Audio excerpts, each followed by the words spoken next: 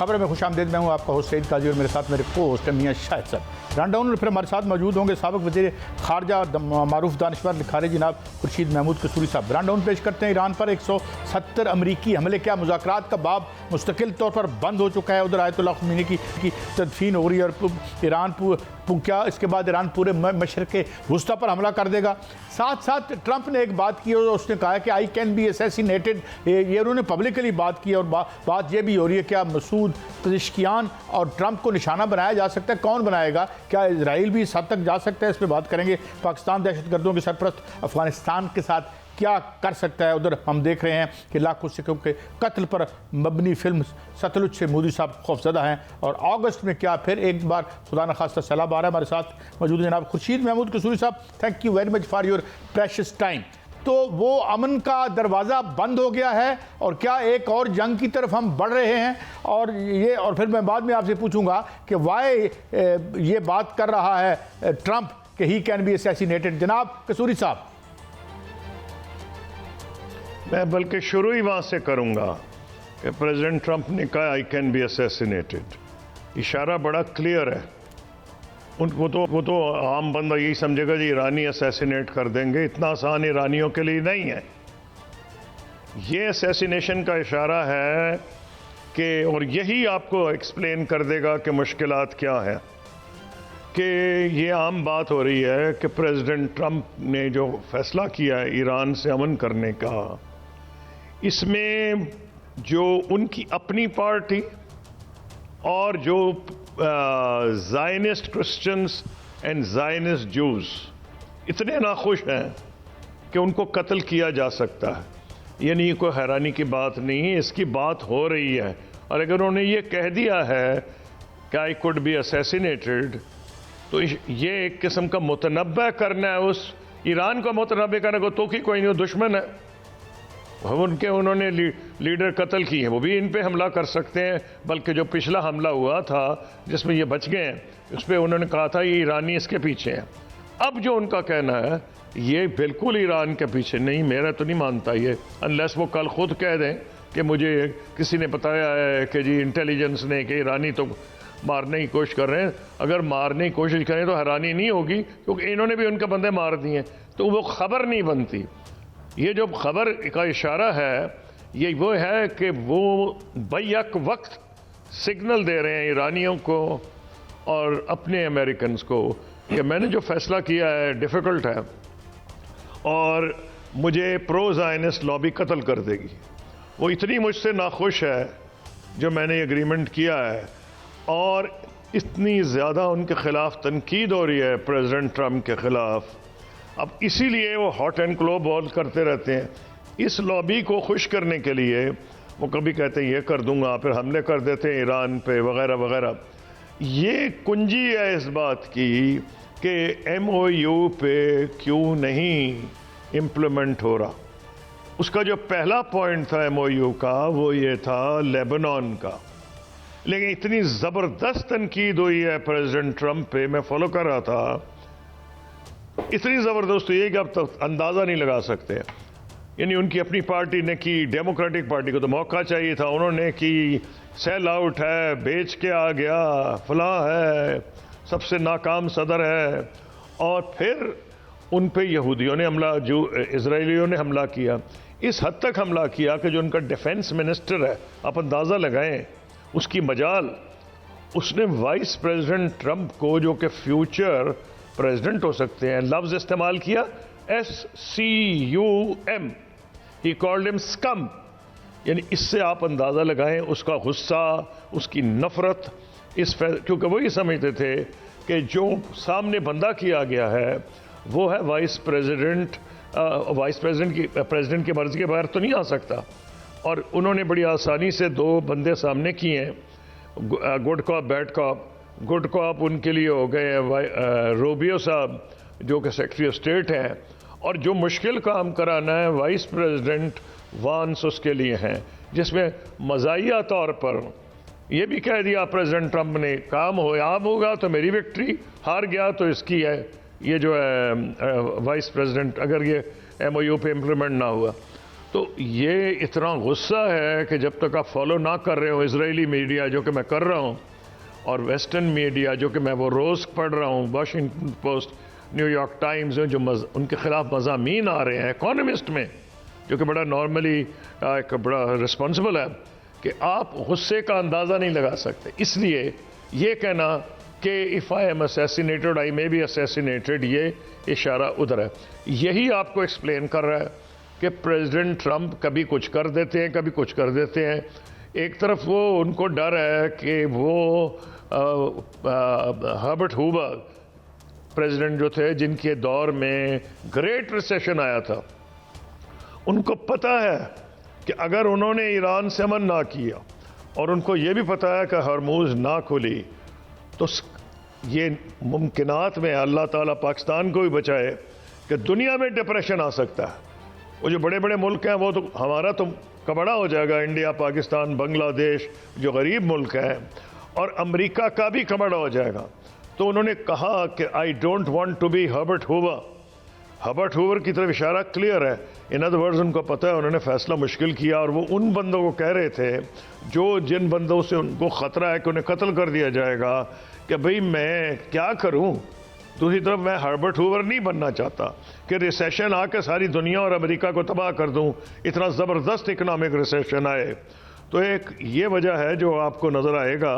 ہاں، یہ اب ایرانی بھائیوں سے بھی میں توقع کرتا ہوں کہ وہ پھونک کر قدم اٹھائیں گے، کیونکہ اسرائیل کی گیم کیا ہے؟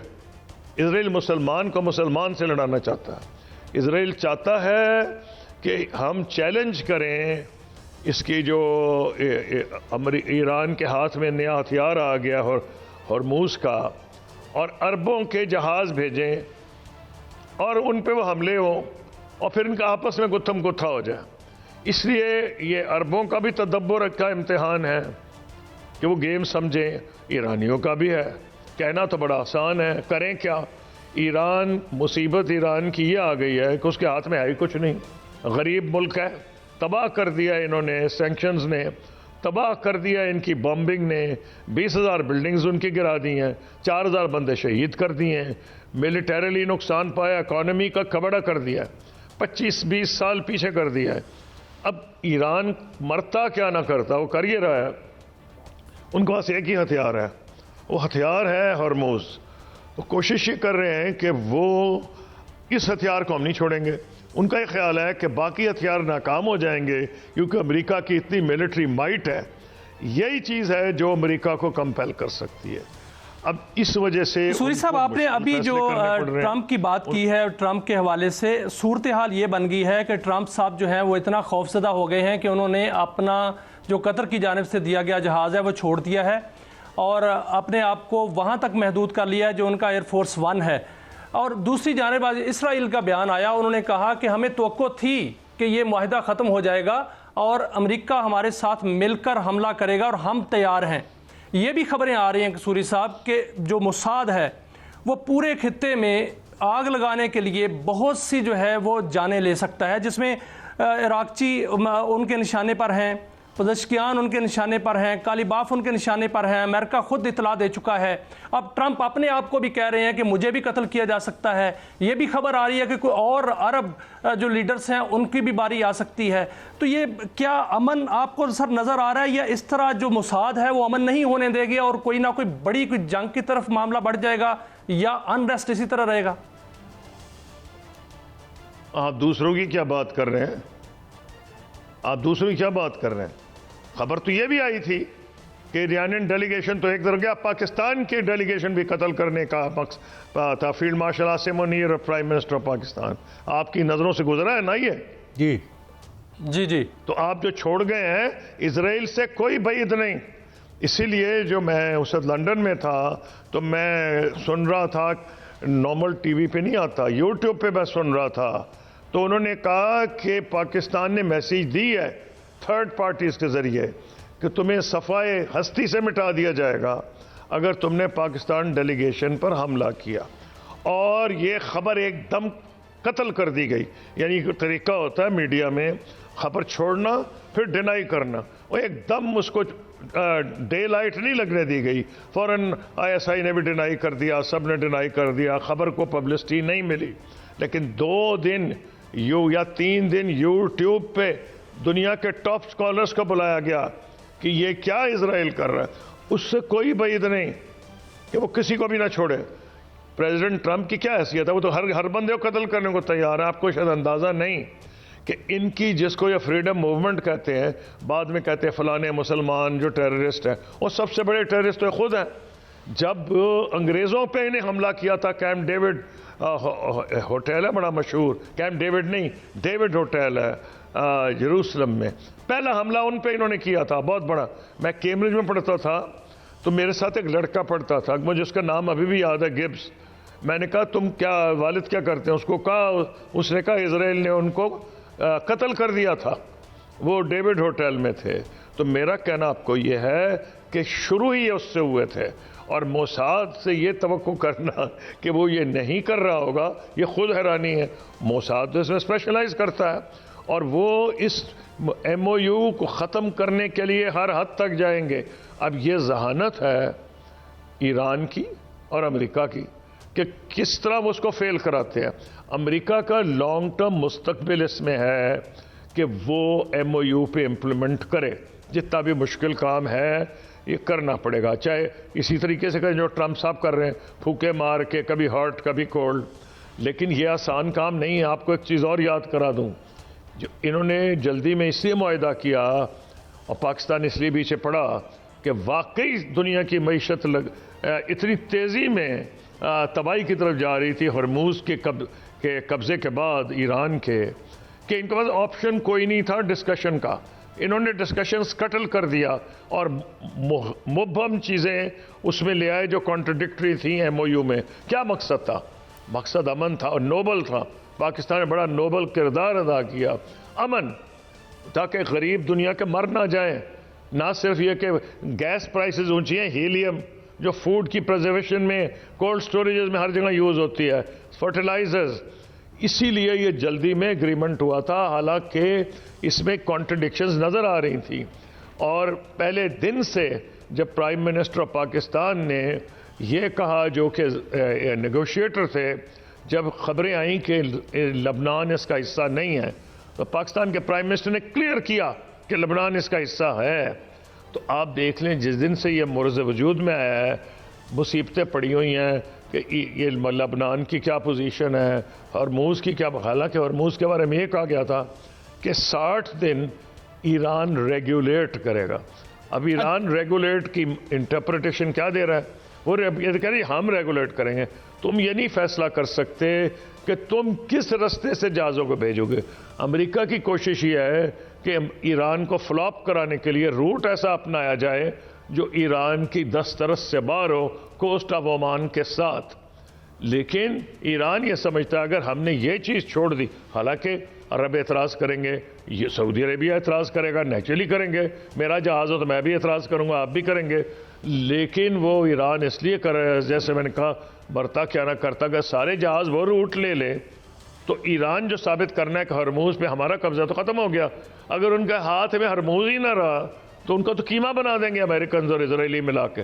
تو یہ ایک مشکل پوزیشن ہے جس میں ساری دنیا پڑی ہوئی ہے.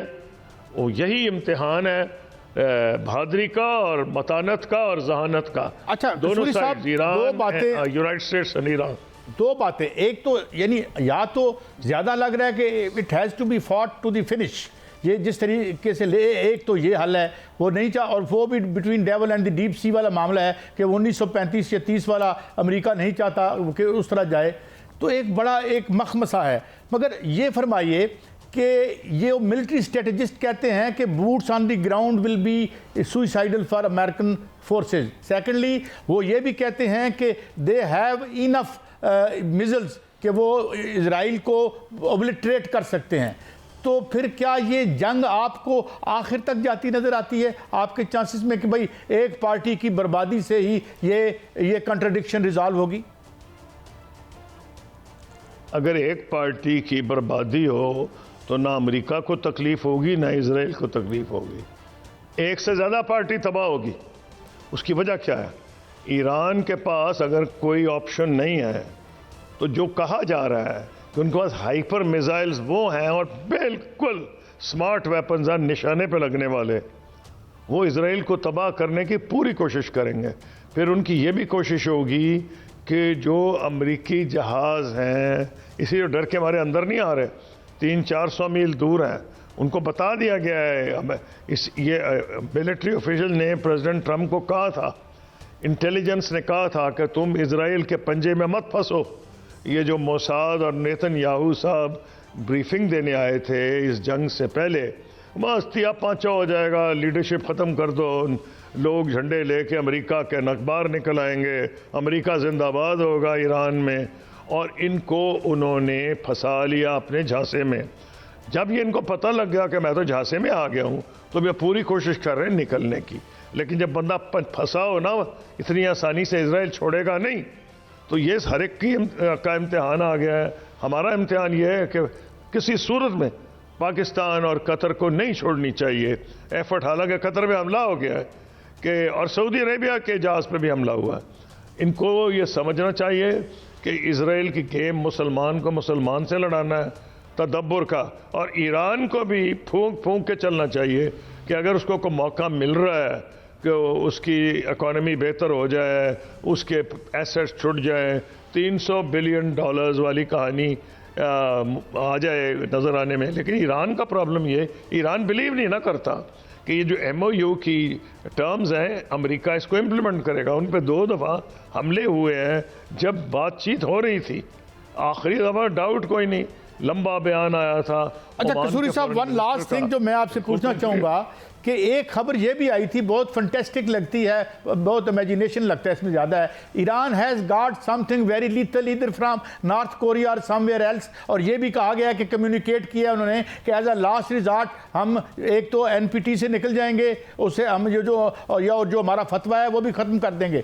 تو ڈو یو تھنک کہ اس سے پہلے یہ کچھ عقل کے ناخن لیں گے، یا اگر ایران کو پھر یہی ختم کرنا پڑے گا اسرائیل کو؟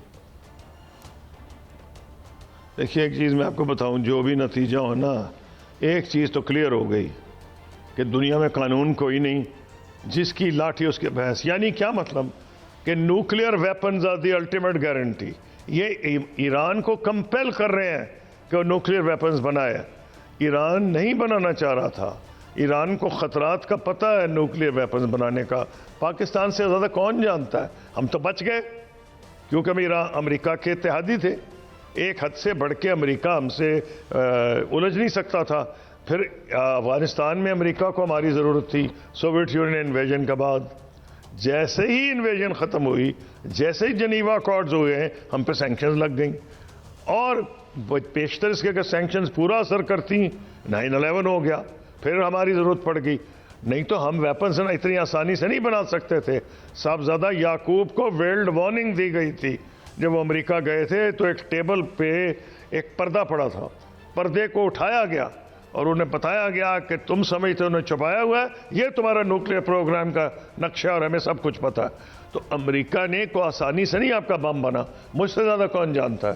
میں تو گیا تھا جب بم کا بنا. ابھی میں فارن منسٹر نہیں تھا، I was member of parliament. So I was sent as one member delegation, prime minister's delegation to 6 European countries, including Germany, France, Britain, Russia, European Union.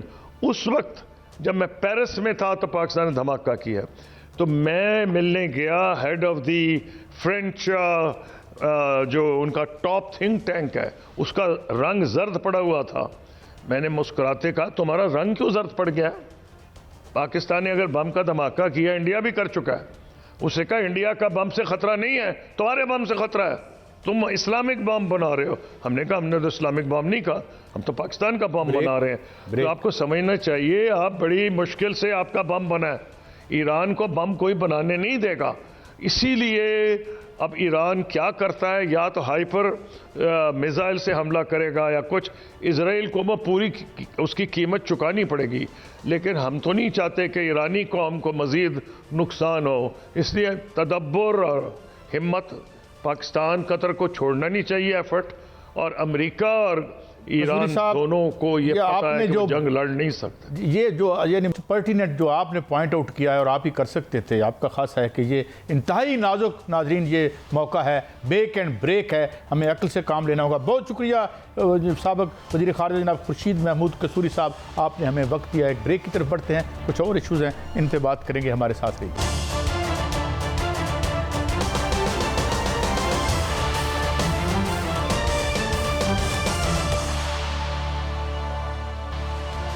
Welcome back नाज़रीन। एक हम पाकिस्तान एक्सट्रीम वेदर इवेंट्स की जद में है और आप Europe में हाल देख रहे हैं, लोग सड़कों पे गिर के मर रहे हैं, 3-4 हज़ार लोग मर गए हैं वहाँ पे जो गर्मी आई है। हमारे यहाँ ये कहा जा रहा है कि खुदा न खास्ता गॉड फॉरबिड अगस्त में सैलाब का ख़तरा है, ग्लेशियर जो हैं वो पिघल रहे हैं, दरियाओं में मुमकिन तुग़यानी हो सकती है। अफसोसनाक बात यह है कि पिछले साल भी क्या हुआ, अब क्या करें, हम किसी का क्या बिगाड़ सकते हैं। एक वज़ीर साहब सीना तान के आके जो है वो बड़ी बदतमीज़ी से कह, और उनकी हाउसिंग सोसाइटी में पानी आ गया, लोगों के घर तबाह हो गए, तो उन्हें कर लो। बताया गया कि कोई उन्होंने पता नहीं कोई कंपनसेट किया या नहीं किया, लेकिन who the hell allowed them कि वो दरियाओं के जो इन द मिडल जो दरियाओं के रस्ते हैं वहाँ की हाउसिंग सोसाइटियाँ हैं, पूरे वतन अजीज़ मां धरती दी रजिस्ट्रियाँ करा के बेच छड़िए की करिए। तो ये अब मैं ये देख रहा हूँ कि ये जो क्या और फिर क्या होता है। जहाँ 2010 के सैलाब में ये बात हुई कि हमने आइडेंटिफाई करने हैं वो एरियाज़ और अब आबादियों को जो है लोकेट करना है कहीं और जाके। आप पे रुड़ जाते हैं, आप खुद लोकेट हो जाते हैं, एक हेलीकॉप्टर पर बैठ के इंजन करके साढ़े हुक्मरान देखते हैं, बड़ा फिक्र प्रयासन हुआ। And all that money that is allocated बंद बनाने के लिए, वो जो है वो जहाँ जाती है वो आपको भी पता है, वो दुबई में बंद बन जाते हैं बैंकों के अंदर। क्या होता है, बिकॉज ये मैं जब से इस जर्नलिज्म में हूँ 30-35-40 साल शायद हो गए हों, तो उसमें हम यही देख रहे हैं। यही हर रमज़ान में हम सुनते हैं कीमतें बढ़ गई, कर लो जो साड़ा करना जी। हर सैलाब में हम सुनते हैं आ गया ये पानी, रुड़ जाओ और सारे तुसी मर जाओ हैं। तो ये हो रहा है, तो खुदा न खास्ता ये ना हो। मियाँ साहब, क्या आपके पास खबर है?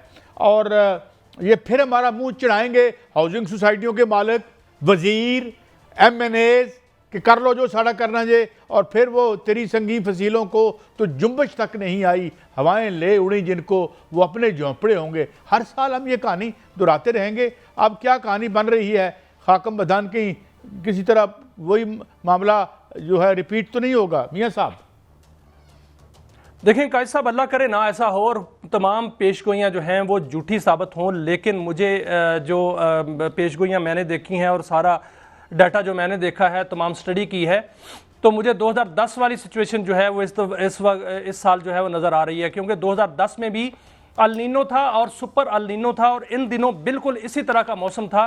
और 29 जुलाई को अचानक पानी की दीवार जो है वो वहाँ दरिया सिंध में आई और पूरे पाकिस्तान को जो है डैमेज करके चली गई।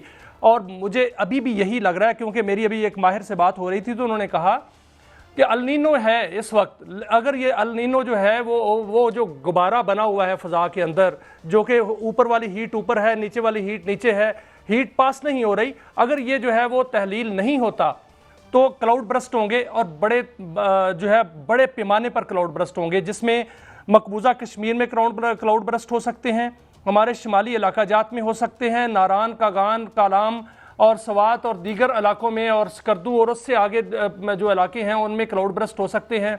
दरिया सिंध के मुख्तलिफ इलाकों में क्लाउड ब्रस्ट हो सकते हैं। दरिया चनाब के जो कैचमेंट एरियाज़ हैं उसमें क्लाउड ब्रस्ट जो हैं वो हो सकते हैं। दरिया रावी के कैचमेंट एरिया में, सतलुज के कैचमेंट एरिया में क्लाउड ब्रस्ट हो सकते हैं, और बड़ा ही मैसिव किस्म का सैलाब आ सकता है। और ये पेशगोइयाँ हैं, क्योंकि इस वक्त जो महकमा मौसमियात कह रहा है कि तमाम पेशगोइयाँ जो हैं वो ऐसे चल रही हैं कि आज कुछ होती है, कल कुछ होती है, लेकिन हमारे इंतजामात क्या हैं? कायद साहब, अभी जो कहा जा रहा है कि गर्मी की शदीद लहर है, उससे 300 ग्लेशियर्स जो लेक्स हैं, जिनको ग्लेशियर झीलें कहते हैं, जिनके ऊपर जो है वो बर्फ़ जमी होती है और वो अचानक जो है वो फट जाती है, और उससे जो है वो सैलाब आता है। जिस तरह वो पूरी की पूरी जो है वो बर्फ़ आगे चलना शुरू हो जाती है और पत्थर आगे चलना शुरू हो जाते हैं, और वो पूरी आबादी को भी ले जाते हैं और दरियाओं में भी सैलाब पैदा करते हैं। वो 300 ग्लेशियर लेक्स जो है वो फटने का खदशा जो है वो जाहिर किया जा रहा है। اور ماہرین جو ہیں وہ کہہ رہے ہیں کلائمیٹ چینج والے کہ اس سال جو ہے اللہ نہ کرے ایسا ہو، لیکن اگر سیلاب آتا ہے تو بہت ہی بڑا سیلاب جو ہے وہ آئے گا، جس سے دیکھیں پچھلے سال سیلاب سے ہم نے کچھ نہیں سیکھا، اس سے پچھلے سال سیلاب سے کچھ نہیں سیکھا، آج تک جو ہے کئی ہزار ارب ڈالر ہم نے جو ہے وہ اس پر جو ہے وہ خرچ کر دیے، لیکن کوئی بھی سکیم آج تک مکمل نہیں ہوئی۔ آج جو راوی ہے اس کے اوپر اگر سیلاب آتا ہے، اس وقت دریائے راوی پر جو انڈین ڈیمز ہیں وہ 70% بھر چکے ہیں، اگر سیلاب آتا ہے تو سارے کا سارا پانی چھوڑیں گے۔ 70% کا مطلب یہ ہے کہ ڈیم بھرا ہوا ہے، تقریباً بھرا ہوا ڈیم کے گیٹ جب کھولے جائیں گے تو کتنے لاکھ کیوسک پانی آئے گا اس کا اندازہ نہیں کیا جا سکتا۔ جو دریائے ستلج ہے اس پر بھی جو ان کا ڈیم ہے وہ بھی 70 سے 75% جو ہے بھر چکا ہے، اگر اس کے ڈیم جو ہے وہ کھولے جائیں گے، ظاہر ہے وہ ڈیم کھولیں گے، کیونکہ ہمارے ڈیم میں ابھی جو 2 ڈیمز ہیں جس میں تربیلا ہے اور منگلا ہے اس میں گنجائش باقی ہے، لیکن دریائے سندھ میں اگر بہت زیادہ سیلاب آتا ہے تو صرف اور صرف جو تربیلا ڈیم ہے اس پر 46 فٹ جو ہے وہ ابھی جگہ باقی ہے، 46 فٹ جگہ بھر گئی تو آگے جو جتنا بھی سندھ تک کا علاقہ ہے وہ سیلاب زدہ ہو جائے گا۔ ہمارے پاس جو دریائے جہلم ہے اس پر پانی ویسے بھی کم آتا ہے، اگر اس کو بچ بھی گیا تو دریائے چناب پر کیا بنے گا، دریائے راوی پر کیا بنے گا، دریائے ستلج پر کیا بنے گا؟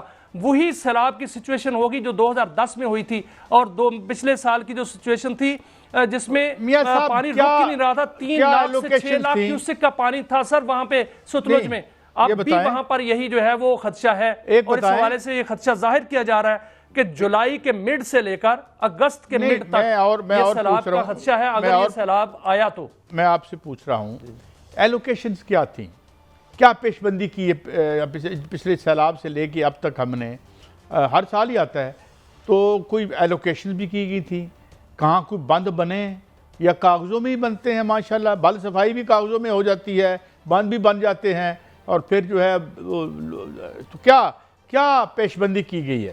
قاضی صاحب اچنبے کی بات سنیے، اچنبے کی بات یہ ہے کہ وہاں سے سیلاب جو ہے وہ ہٹ کرتا ہے اور وہاں سے ہی بند ٹوٹتا ہے جہاں سے پر جو ہے وہ سکیم مکمل کی ہوتی ہے۔ دوسرا جو ہماری موٹر ویز ہیں، ہماری جو ہائی ویز ہیں جو نئی بنی ہیں جس کو موٹر وے بنا کر ہم کریڈٹ لیتے ہیں، وہ سب سے بڑی رکاوٹ ہے سیلاب کے پانی نکالنے میں۔ جو سیالکوٹ موٹر وے ہے وہاں پر پانی رکتا ہے، اور جو سکھر موٹر وے ہے وہاں پر بھی پانی رکتا ہے، وہاں پر ڈرین بنائی نہیں گئی اس سطح کی کہ وہاں سے پانی جو ہے وہ گزر سکے، وہاں پر پانی بالکل رکاوٹ بن کر ایک بالکل جس کو بوٹل نیک کہتے ہیں وہ بن جاتا ہے، جو پانی نکل کر وہاں سے 4 دن میں جانا ہے وہاں پر 15 دن رکتا ہے، اور جس سے وہ تباہی مچاتا ہے۔ اب جتنی بھی سکیمیں پچھلے سال سے اب تک مرمت کی گئی تھیں، آج سی ایم صاحبہ نے ایک اجلاس کیا ہے پنجاب کے اندر، لاہور کے اندر، انہوں نے جائزہ لیا ہے، لیکن کیا وہ اس پانی کے آگے ٹھہریں گی؟ کوئی بھی نہیں ٹھہری۔ وہاں سے جو ہے پچھلے سال آپ دیکھیں جتنی بھی سیلاب کی سکیمیں تھیں یا اس سے پچھلے جو سالوں میں گزری ہیں جتنی بھی سیلاب کی سکیمیں جو ہیں وہ مکمل کی جاتی ہیں، وہ وہیں سے بند ٹوٹتا ہے، وہیں سے جو ہے وہ پشتہ ٹوٹتا ہے، وہیں سے جو ہے نہریں ٹوٹتی ہیں، وہیں سے دریا ٹوٹتے ہیں، دریا کے اندر جتنی بھی آبادی ہوتی ہے وہ ڈوب جاتی ہے، دریا کے اندر انکروچمنٹ جو ہے وہ ختم نہیں کی جاتی، جو واٹر ویز ہیں جب تک ان کو نہیں واگزار کرایا جاتا اس وقت تک سیلاب کا کوئی جو ہے توڑ نہیں ہے۔ سر ڈیم بنانے پڑیں گے، کیوں نہیں کالا باغ ڈیم بناتے؟ مجھے بریک کی طرف جانا ہے۔ بات یہ ہے کہ لاسٹ ٹائم بھی کہا تھا کہ جو سیلاب کی زمین، جو دریا اپنی زمین ریکلیم کرنے آتا ہے، اب مریم صاحبہ ہیں ایک عرصے سے، انہوں نے کیا انتظامات کیے ہیں، اللہ کرے بہت اچھے انتظامات ہو، کچھ نہ ہو، مگر دودھ کا دودھ اور پانی کا پانی تو ہو جائے گا، خدا نہ کرے یہ آئے اور خدا نہ کرے کہ ہمیں کسی اور امتحان سے گزرنا پڑے۔ بریک کے بعد واپس آتے ہیں۔ تو انڈیا میں ایک فاشزم، پوری دنیا میں فاشزم کی ایک لہر آئی ہوئی ہے۔ اب مودی کو ایک جمہوری حکمران کہنا خاصا مشکل ہو گیا، جیسے ٹرمپ صاحب کو، وہ تو خیر بیچارے جلیاں مار رہے ہیں، اب جس طرح ہم نے ابھی تھوڑی دیر پہلے بتایا کہ وہ تو ذہنی دباؤ میں ہیں، لیکن انڈیا میں کیا ہو رہا ہے، ایک فلم کے اوپر دے کر اتنا واویلا کیوں؟ ایک بریک کے بعد۔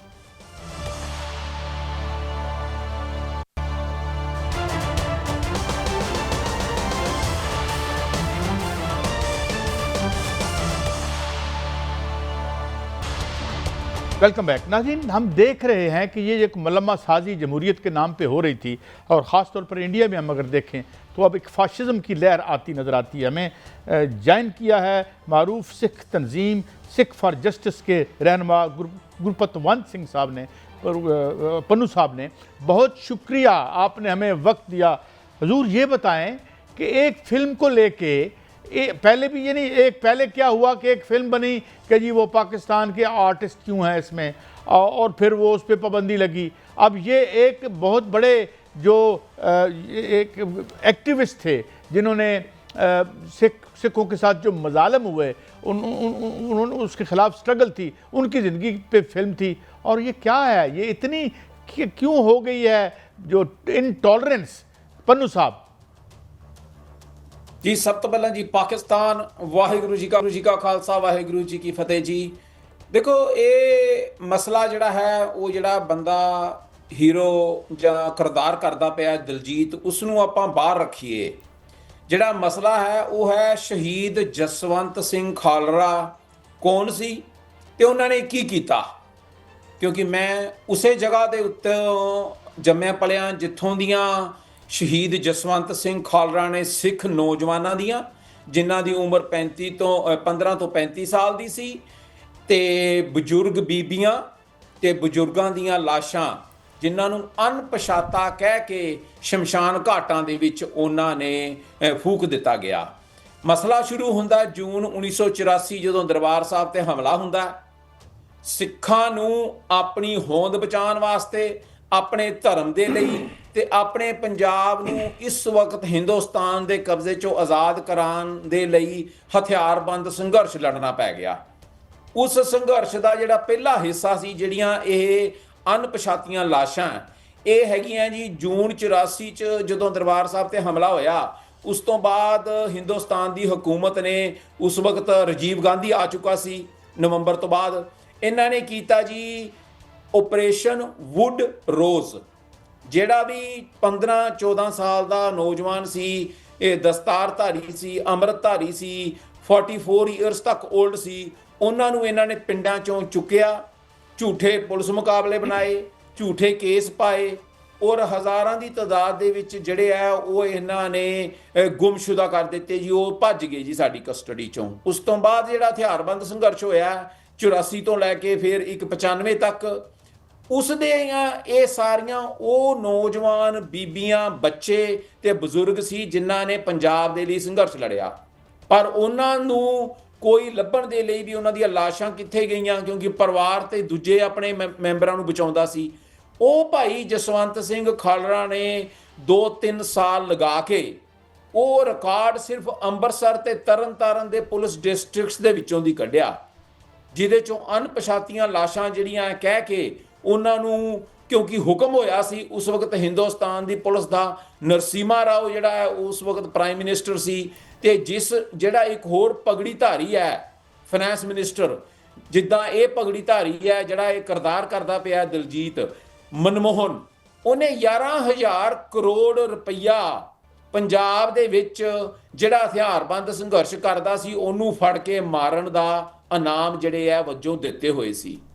ਸੋ ਜਦੋਂ ਭਾਈ ਖਾਲੜਾ ਨੇ ਉਹ ਸਾਰਾ ਡਾਕੂਮੈਂਟ ਪੰਜਾਬ ਵਿੱਚੋਂ ਕੱਢ ਕੇ ਇੱਕ ਪ੍ਰੈਸ ਕਾਨਫਰੰਸ ਕੀਤੀ, ਉਸ ਤੋਂ ਬਾਅਦ ਉਹ ਕੈਨੇਡਾ ਆਏ। ਕੈਨੇਡਾ ਦੇ ਵਿੱਚ ਉਹਨਾਂ ਨੇ ਮੈਂਬਰ ਪਾਰਲੀਮੈਂਟਸ ਨੂੰ ਮਿਲੇ ਤੇ ਇਹ ਸਾਰੇ ਜਿਹੜੇ ਫੈਕਟਸ ਹੈ ਸਾਹਮਣੇ ਦੱਸੇ।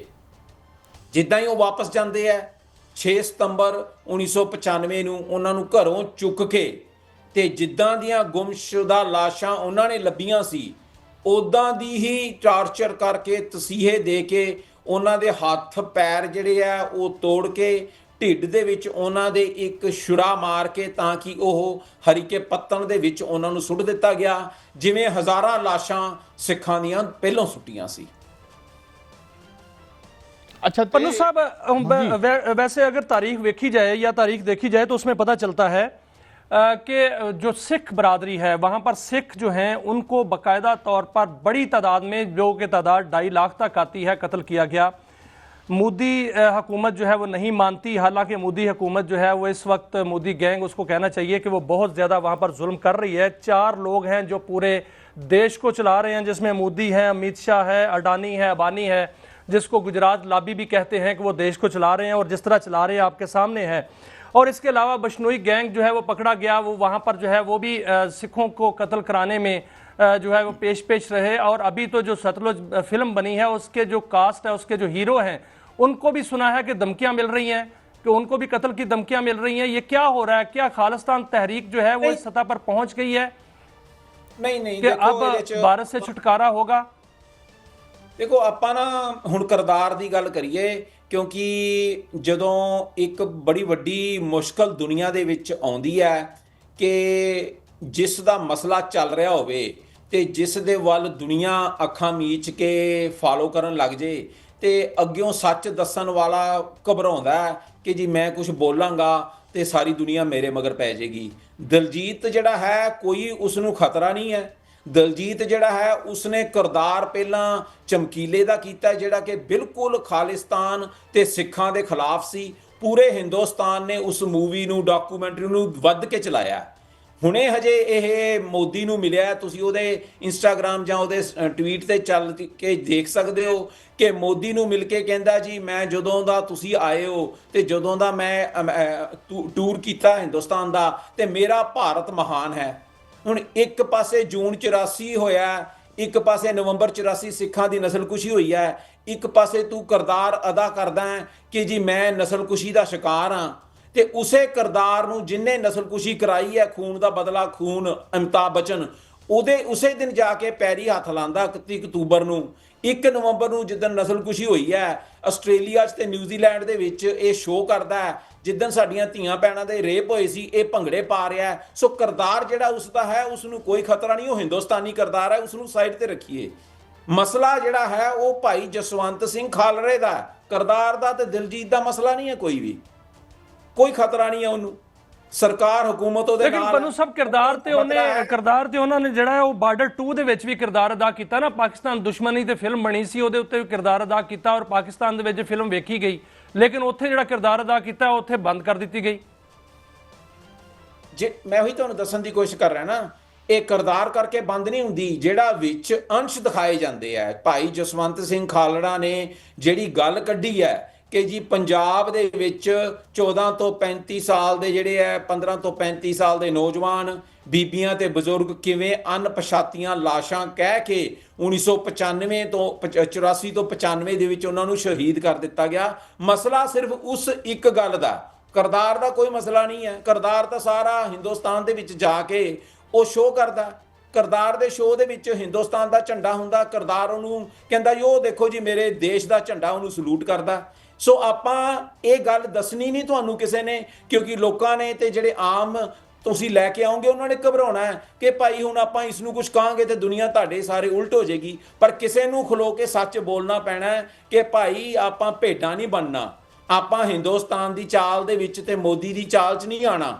ਆਪਾਂ ਨੇ ਸੱਚ ਦੇ ਉੱਤੇ ਰਹਿਣਾ, ਆਪਾਂ ਗੁਰੂ ਨਾਨਕ ਸਾਹਿਬ ਦੇ ਫਲਸਫੇ ਤੇ ਰਹਿਣਾ। ਆਪਾਂ ਜ਼ੁਲਮ ਕਰਨ ਵਾਲੇ ਨੂੰ ਤੇ ਜਿਹੜਾ ਉਸ ਦਾ ਸਾਥੀ ਹੈ ਉਹਨੂੰ ਬਿਲਕੁਲ ਦੁਨੀਆ ਸਾਹਮਣੇ ਨੰਗਾ ਕਰਨਾ। ਪਨੂ ਜੀ ਇੱਕ ਹੋਰ ਮੈਨੂੰ ਗੱਲ ਦੱਸੋ, ਬੜਾ ਰੌਲਾ ਸੀ ਬੜਾ ਸੈਕੂਲਰਿਜ਼ਮ ਹੈ, ਨੈਰੋਵੀਅਨ ਸੋਸ਼ਲਿਜ਼ਮ ਹੈ, ਮਿਲ ਜੁਲਾਂਗੇ, ਇਹ ਸਾਰਾ ਮਲਮਾ ਉਤਰਦਾ ਨਹੀਂ ਜਾ ਰਿਹਾ। ਇਲੈਕਸ਼ਨ ਦੇ ਚੋਰੀ ਹੁੰਦੇ ਨੇ, ਲੱਖਾਂ ਮੁਸਲਮਾਨ ਔਰ ਸਿੱਖ ਜਿਹੜੇ ਨੇ ਉਹਨਾਂ ਨੂੰ ਵੋਟਰ ਲਿਸਟਾਂ 'ਚੋਂ ਕੱਢ ਦਿੱਤਾ ਜਾਂਦਾ ਹੈ, ਕੰਪਰੋਮਾਈਜ਼ ਹੈ ਤੁਹਾਡੀ ਸੁਪਰੀਮ ਕੋਰਟ ਵੀ ਔਰ ਤੁਹਾਡਾ ਇਲੈਕਸ਼ਨ ਕਮਿਸ਼ਨ ਵੀ। ਤੇ ਕਿਆ ਹੁਣ ਇੰਡੀਆ ਔਰ ਇਹ ਉਹਦੀ ਰੂਲਿੰਗ ਐਲੀਟ ਫਾਸ਼ਿਜ਼ਮ ਵੱਲ ਜਾ ਰਹੀ ਹੈ? ਦੇਖੋ ਇਹ ਆਪਣੀ ਜਿਹੜੀ ਹੁੰਦੀ ਹੈ ਨਾ, ਜਿਹੜੇ ਆਪਾਂ ਦੇਖਣ ਵਾਲੇ ਆ ਜਾਂ ਜਿਹੜੀ ਆਮ ਵੋਟਰਸ ਹੈ, ਇਹ ਉਹਨਾਂ ਦੀ ਮੈਮਰੀ ਜਿਹੜੀ ਹੁੰਦੀ ਹੈ 90 ਦਿਨ ਦੀ ਹੁੰਦੀ ਹੈ। ਜਿਹੜਾ ਸੈਕੂਲਰਿਜ਼ਮ ਦਾ ਪਰਦਾ ਜਾਂ ਜਿਹੜੀ ਆਪਾਂ ਗੱਲ ਕਰਦੇ ਹਾਂ ਵੀ ਇਹ ਮੋਦੀ ਕਰਕੇ ਜ਼ਿਆਦਾ ਰੌਲਾ ਪੈ ਰਿਹਾ, ਮੋਦੀ ਤੇ ਜੰਮਿਆ ਨਹੀਂ ਸੀ ਜਦੋਂ ਹਿੰਦੁਸਤਾਨ ਦੇ ਵਿੱਚ ਮੁਸਲਮਾਨ ਜਿਹੜੇ ਹੈ ਉਹ ਹਜ਼ਾਰਾਂ ਦੀ ਤਾਦਾਦ ਦੇ ਵਿੱਚ 1947 'ਚ ਹੈਦਰਾਬਾਦ ਚੈੱਕ ਕਰ ਲਓ। ਤੇ ਇਹ ਕਾਂਗਰਸ ਹੋ ਜੇ, ਇਹ ਮੋਦੀ ਹੋ ਜੇ, ਸਵੇਰੇ ਰਾਹੁਲ ਗਾਂਧੀ ਆ ਜੇ, ਇਹ ਹਿੰਦੁਸਤਾਨ ਦੀ ਜਿਹੜੀ ਹੋਂਦ ਹੈ ਉਹ ਖਤਰਾ ਹੈ ਤੁਹਾਡੇ ਮੁਸਲਮਾਨ ਦੇ ਲਈ, ਸਾਡੇ ਸਿੱਖ ਦੇ ਲਈ ਤੇ ਹਰ ਉਸ ਮਿਨੋਰਟੀ ਦੇ ਲਈ ਜਿਹੜਾ ਇਸ ਵਕਤ ਹਿੰਦੁਸਤਾਨ ਦੇ ਕਬਜ਼ੇ 'ਚ ਹੈ। ਜਿੰਨੀ ਦੇਰ ਤੱਕ ਇਹ ਰਜੀਮ ਚੇਂਜ ਦਾ ਮਸਲਾ ਨਹੀਂਗਾ, ਉੱਥੇ ਉਹੀ ਹੋਣਾ ਹੈ ਜੋ ਅੱਜ ਮੋਦੀ ਕਰਦਾ ਪਿਆ। ਅੱਜ ਮੋਦੀ ਸਾਡਾ ਐਥਨੋਸਾਈਡ ਕਰਦਾ ਪਿਆ, ਸਾਡੇ ਹਜ਼ਾਰਾਂ ਜਿਹੜੇ ਸਿੱਖ ਜਿਹੜੇ ਫਾਰਮਰਸ ਹੈ, ਜਿਹੜੇ ਸਾਡੇ ਕਿਸਾਨ ਹੈ, ਉਹਨਾਂ ਨੂੰ ਖੁਦਕਸ਼ੀ ਕਰਨ ਲਈ ਮਜਬੂਰ ਕਰਦਾ ਪਿਆ। ਤੇ ਇਹ ਕੋਈ ਨਵਾਂ ਨਹੀਂਗਾ ਹੁੰਦਾ ਪਿਆ, ਇਹ ਨਸਲਕੁਸ਼ੀ ਜਿਹੜੀ ਹੈ ਉਸ ਤੋਂ ਪਹਿਲਾਂ ਸਾਡੀ ਕਾਂਗਰਸ ਸਰਕਾਰ। ਅੱਛਾ, ਇਸ ਤੇ ਵੀ ਰੋਸ਼ਨੀ ਪਾਉਣਾ ਵਕਤ ਕਮ ਹੈ। ਇਹ ਦੱਸੋ ਇਹ ਜਿਹੜੇ ਕਿਸਾਨ ਆ 2.5-3 ਲੱਖ ਕਿਸਾਨ ਖੁਦਕੁਸ਼ੀਆਂ ਕਰਦੇ ਨੇ, ਆਪਣੀ ਪ੍ਰੋਡਿਊਸ درخت کے سامنے رکھ کے تے رسے تے لٹک جاندے نے. ایک کی ہے, ایک کی سکیم ہے. اور سیکنڈلی جڑی سکھاں دی موومنٹ چلی سی 14 مہینے دلی نو بند کیتا سی انہوں نے, وہ اج کتھے کھڑی ہے؟ تے مودی پھر اٹیک کرے گا اور سکھاں دی جڑی محنت دی روٹی ہے وہ سرمایہ داراں دے منہ دے دے گا. ਸਿੰਘ ਸਾਹਿਬ ਆਪਾਂ ਵਾਪਸ ਕਰਦਾਰ ਤੇ ਆ ਜਾਂਦੇ ਆ ਤੇ ਤੁਹਾਡਾ ਜਵਾਬ ਮੈਂ ਦੇ ਦਿੰਨਾ ਕਿ ਜਦੋਂ ਸਾਹਮਣੇ ਵਾਲਾ ਬੰਦਾ ਜਿਹੜਾ ਲੀਡ ਕਰ ਰਿਹਾ ਹੋਵੇ ਤਾਂ ਹੀ ਕਿਸੇ ਨੂੰ ਸੱਚ ਬੋਲਣਾ ਪੈਂਦਾ. ਜਦੋਂ ਉਹ ਬੇਈਮਾਨ ਹੋ ਜੇ, ਜਦੋਂ ਜਿਹੜੀ ਵਾੜ ਹੈ ਉਹ ਜਦੋਂ ਦੁਸ਼ਮਣ ਦੇ ਨਾਲ ਰਲ ਜੇ ਤੇ ਖੇਤ ਨੂੰ ਖਾ ਜਾਂਦੀ ਹੈ. ਇਸ ਵਕਤ ਇਹ ਹੁੰਦਾ ਪਿਆ. 14-1500 ਕਿਸਾਨ ਸਾਡਾ ਜਿਹੜਾ ਦਿੱਲੀ ਦੀ ਸੜਕਾਂ ਦੇ ਉੱਤੇ ਸ਼ਹੀਦ ਹੋਇਆ ਤੇ ਇਸੇ ਕਿਸ ਕਰਕੇ ਹੋਇਆ? ਮੋਦੀ ਕਰਕੇ ਤੇ ਅੰਬਾਨੀ ਕਰਕੇ. ਆ ਜਿਹੜੇ ਕਰਦਾਰ ਤੁਸੀਂ ਦਿਲਜੀਤ ਦੀ ਗੱਲ ਕਰਦੇ ਪਿਓ, 6 ਮਹੀਨੇ ਬਾਅਦ ਉਹ ਅੰਬਾਨੀ ਦੀ ਸਟੇਜ ਦੇ ਉੱਤੇ ਪਰਸਨਲੀ ਉਹਨੇ ਆਪਣੇ ਕਿਸੇ ਵਿਆਹ ਦੇ ਉੱਤੇ ਬੁਲਾ ਕੇ ਇਹਨੂੰ ਨਚਾਇਆ. ਸੋ ਕਰਦਾਰਾਂ ਨੂੰ ਆਪਾਂ ਨਹੀਂ ਗੱਲ ਕਰਨੀ. ਮਸਲਾ ਇਹ ਹੈ ਕਿ ਆਵਾਮ ਜਿਹੜਾ ਹੈ, ਜਿਹੜਾ ਸਿੱਖ ਹੈ, ਉਹਦੇ ਕੋਲ ਇੱਕੋ ਹੱਲ ਹੈ. ਚਾਹੇ ਕਿਸਾਨਾਂ ਦੀ ਖੁਦਕੁਸ਼ੀਆਂ ਹੋ ਰਹੀਆਂ, ਚਾਹੇ ਸਾਡੇ ਗੁਰੂ ਗ੍ਰੰਥ ਸਾਹਿਬ ਦੇ ਜਿਹੜੇ ਸਰੂਪ ਹੈ ਉਹ ਦਿਨ ਦਿਹਾੜੇ. ਖਾਲਿਸਤਾਨ ਤਹਿਰੀਕ ਜਿਹੜੀ ਹੈ ਉਹਦੀ ਕੀ ਸੂਰਤ ਹਾਲ ਹੈ? ਇੱਕ ਰੈਫਰੈਂਡਮ ਵੀ ਅਸਾਂ ਵੇਖਿਆ ਟੀਵੀ ਚੈਨਲਸ ਤੇ ਇੱਥੇ ਕੈਨੇਡਾ ਦੇ ਵਿੱਚ, ਔਰ ਹੁਣ ਕੀ ਸੂਰਤ ਹਾਲ ਹੈ ਇਹਦਾ ਇੱਕੋ ਇੱਕ ਹੱਲ ਹੈ ਜੀ ਸਿੱਖ ਦਾ, ਕਿ ਉਹ ਹਿੰਦੁਸਤਾਨ ਦੇ ਕਬਜ਼ੇ ਵਾਲਾ ਆਜ਼ਾਦ ਹੋਵੇ ਉਸ ਚੋਂ. ਤੇ ਉਹਦੇ ਲਈ ਸਾਡੀ ਜਿਹੜੀ ਤਾਰੀਖ ਹੈ ਖਾਲਿਸਤਾਨ ਰੈਫਰੈਂਡਮ ਦੀ, ਉਹ ਪੂਰੀ ਦੁਨੀਆ ਭਰ ਦੇ ਵਿੱਚ ਚੱਲਦੀ ਪਈ ਹੈ. ਅਗਲਾ ਰੈਫਰੈਂਡਮ 16 ਅਗਸਤ ਨੂੰ ਇੰਡੀਆਨਾਪੋਲਿਸ ਦੇ ਵਿੱਚ ਹੋਣਾ ਹੈ. 15 ਅਗਸਤ ਨੂੰ ਇਹਨਾਂ ਨੇ ਆਜ਼ਾਦੀ ਮਨਾਉਣੀ ਹੈ. ਅਸੀਂ ਪੂਰੀ ਦੁਨੀਆ ਦੇ ਵਿੱਚ ਹਿੰਦੁਸਤਾਨ ਦਾ, ਮੋਦੀ ਦਾ, ਹਿੰਦੂਤਵਾ, RSS, BJP ਦਾ, ਇਹਨਾਂ ਦਾ ਜਿਹੜਾ ਚਿਹਰਾ ਜਿਹੜਾ ਇਹਨਾਂ ਨੇ ਮੂੰਹ ਦੇ ਉੱਤੇ ਮੁਖੌਟਾ ਪਾਇਆ ਹੋਇਆ ਹੈ ਕਿ ਜੀ ਸਾਡੇ ਇੱਥੇ ਸਾਰਾ ਕੁਝ ਸੇਫ ਹੈ, ਇੱਥੇ ਅਸੀਂ ਹਿੰਦੂ, ਸਿੱਖ, ਮੁਸਲਮਾਨ ਸਾਰੇ ਇਕੱਠੇ ਰਹਿੰਦੇ ਹਾਂ, ਉਹ ਸਾਰੀ ਅਸੀਂ ਦੁਨੀਆ ਸਾਹਮਣੇ ਨੰਗਾ ਕਰਨਾ ਹੈ. ਤੇ 16 ਅਗਸਤ ਨੂੰ ਸਾਡਾ ਰੈਫਰੈਂਡਮ USA ਇੰਡੀਆਨਾ ਦੇ ਵਿੱਚ ਹੈ ਜੀ. بہت شکریہ گرپتونت سنگھ پنوسار. ساتھ تھے ناظرین سکھ فار جسٹس تنظیم کے رہنما ہیں, اور ایک لڑائی ہے, لمبی لڑائی ہے جو وہ اس استعمار کے خلاف لڑ رہے ہیں. تو بہرحال وہ کہتے ہیں کہ یہ پوری سب کانٹیننٹ ہی جو ہے وہ قومیتوں کا جیل خانہ ہے. تو یہ آزادی سب کے لیے ضروری ہے. اجازت دیجیے, یہ تھا ہفتے کا آخری پروگرام. منڈے کو پھر ملیں گے. اللہ حافظ.